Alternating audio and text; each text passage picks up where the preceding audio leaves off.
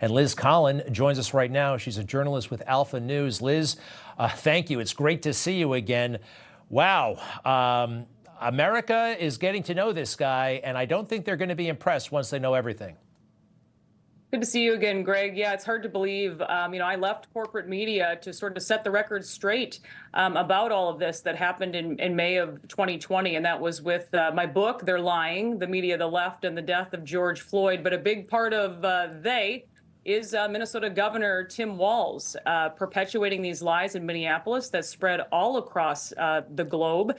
And, he's been governor for nearly 6 years now. And a lot of this is finally catching up to him. I couldn't believe even back then how it seemed the media in Minnesota allowed him to get away with so much. And that goes for so many so-called leaders in this state. They have this saying around here, it's, Minnesota nice. I'm from Minnesota, so I kind of get that. But it seems to have turned into Minnesota naive.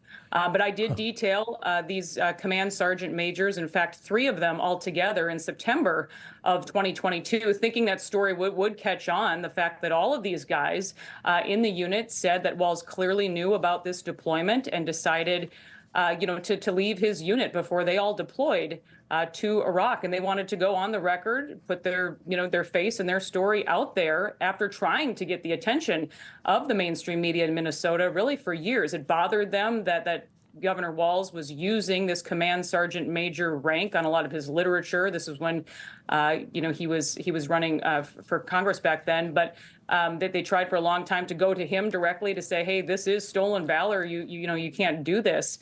And then this story has sort of taken off now that he's finally been put in the national spotlight and obviously has to face the criticism of the national press. So, and moreover, we have this new stuff, and we'll put the quote up. We won't run the whole soundbite, but this is also a version of, well, this is stolen valor. The other stuff, we can make sure those weapons of war that I carried in war are only carried in war.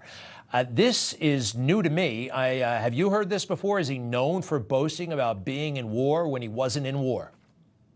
Yeah, Tom Barron spoke to me about that in that story from a couple of years ago now, that this is what he was known for, telling these stories. But I will be honest, looking back at a lot of the quotes from stories that I've interviewed people that have had dealings with Governor Walz and whatnot, you hear that a lot. Habitual liar. He's lying. Just recently, another story that Alpha News reported on. We've had 5 first responders in Minnesota be murdered in a 13-month period. Never happened before in Minnesota history. Again, after this lawlessness that he's allowed, that has spread all across the state. But these 3 first responders in Burnsville, Minnesota, recently were murdered, 2 police officers and a fire medic. He was asked at that time to not show up at the press conference originally after that, saying this is not a time for political statements. We don't want you there. Well, he showed up anyway.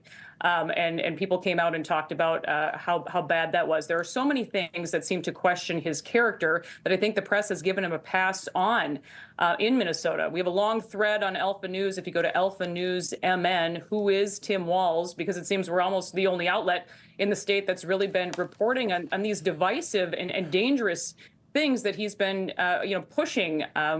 He's going to be portrayed as this, this hunter and this, guy who tells dad jokes. And I think that's why they picked him, because he's pretty good at lying. This is a pattern that we've seen here in this state. Hey, just so you know, I'm hearing top Democrat officials are trying to push, this has already been reported and taken care of and answered in Minnesota years ago. And from what you're telling me, I think there might have been 1 or 2. It really never made news outside of what you've done.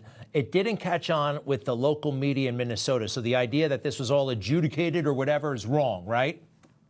Well, absolutely. Actually, in that story with Tom Barron's, he talks about that. He has this letter to the Star Tribune. This is Minnesota's largest newspaper, mind you, that actually endorsed Walz at that time for governor. But he talks about his conversation with the reporter, saying, you know what, this is a good story. It all checks out.